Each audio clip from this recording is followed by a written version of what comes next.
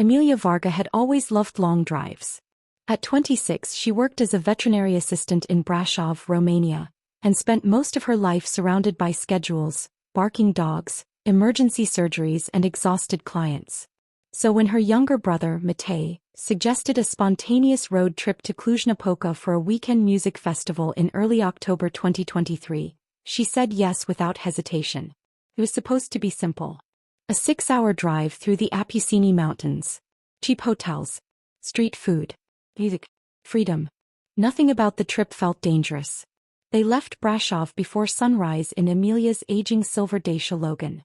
Matei handled the music while Emilia drove through winding mountain roads wrapped in fog.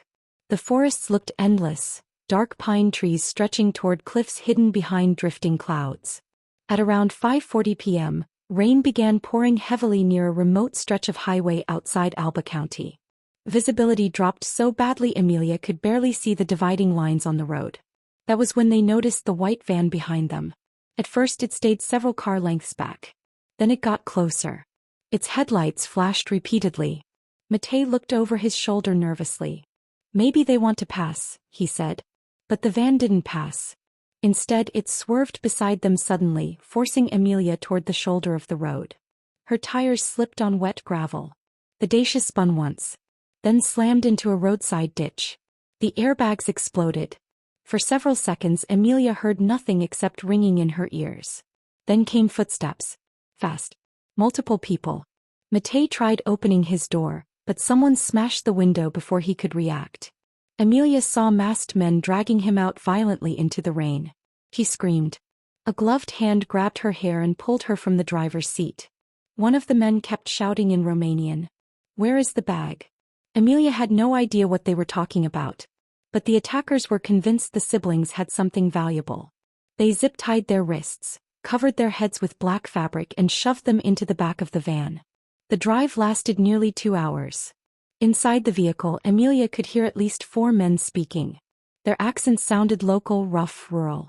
One man sounded educated, calm, controlled, almost professional. That voice frightened her the most. Because he never shouted. He gave instructions quietly. And everyone obeyed him. When they finally stopped, Emilia and Matei were dragged into a freezing building that smelled like mold, gasoline and wet concrete. The blindfold came off first. The warehouse looked abandoned for years. Broken machinery sat covered in dust. Rainwater dripped from holes in the ceiling. One dim lantern illuminated a table filled with phones, maps and several handguns. Matei's face was bruised badly. Emilia immediately noticed something worse. One of the attackers was wearing part of a police uniform beneath his jacket. Not a full uniform. Just enough to recognize. A tactical belt. Official boots. Police insignia stitched onto dark fabric. The calm man noticed her staring. He smiled slightly. "That was a mistake," he said. For the next several hours, they interrogated the siblings repeatedly about a black sports bag supposedly hidden in their vehicle. The attackers claimed Emilia's car had been identified by mistake during a smuggling exchange involving cash and narcotics moving between Sibiu and Cluj-Napoca. Someone in their criminal network had given them the wrong license plate. By the time they realized the mistake, panic had already spread among the group. Now Emilia and Matei had seen faces. Heard names. Recognized the police equipment. The gang debated what to do next. That night, Emilia overheard the calm man arguing with another attacker. "We release them," one said. "And tell them what?" the calm voice replied. "That Officer Pavel Murasan kidnapped civilians by accident?" Silence followed. Emilia's blood ran cold. A real officer. Not fake equipment. Not stolen gear. A real police officer was involved. Later, while one of the kidnappers guarded them alone, Matei quietly loosened the plastic tie around his wrists using a broken piece of metal protruding from the chair. But before he could free Emilia, footsteps approached again. The calm man returned. Officer Pavel Murasan. He finally removed his mask. Mid-40s. Sharp jawline. Clean haircut. Emotionless eyes. He worked in organized crime investigations in Alba County. And according to him, nobody would ever believe 2 terrified civilians over a decorated police officer. Then he made Emilia an offer. He said if they cooperated, They would disappear quietly and be released somewhere near Hunadora by morning.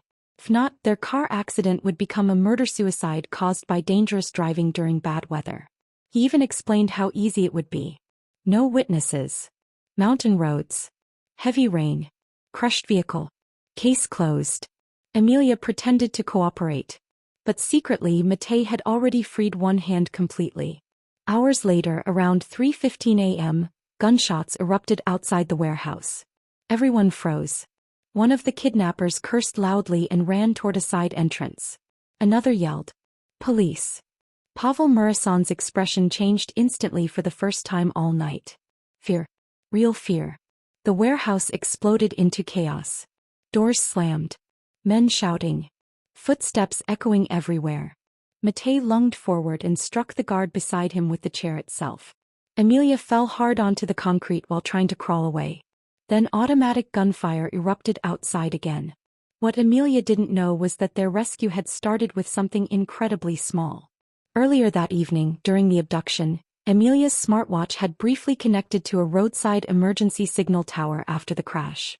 The damaged watch transmitted fragmented GPS coordinates and an automated distress alert to her emergency contact, her co-worker, Sarina.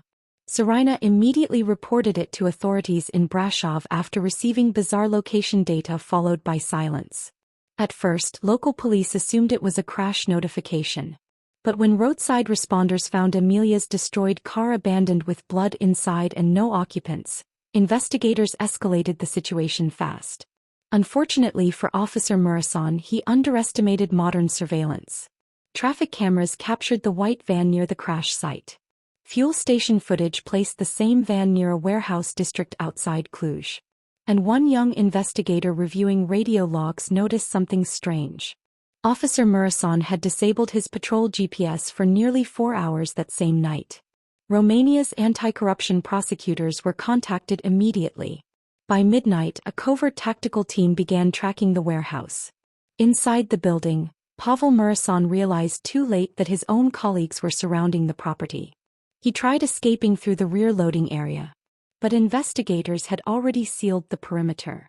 According to court records later released publicly, Murason fired first during the confrontation, injuring one tactical officer before being shot in the shoulder and arrested alive. 3 accomplices were captured immediately. Another fled into nearby forest terrain but was arrested 2 days later near Turda after a massive manhunt. The investigation that followed shocked the entire country. Pavel Murason wasn't just a corrupt officer. He had secretly protected a regional smuggling network for nearly 6 years. The group hijacked transport vehicles along isolated highways, stole narcotics shipments from rival criminal organizations, extorted traffickers, and staged disappearances to cover evidence. Authorities eventually uncovered connections to unsolved robberies, missing persons cases, and illegal weapons routes crossing into Hungary.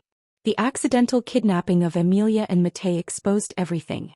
The case dominated Romanian media for months.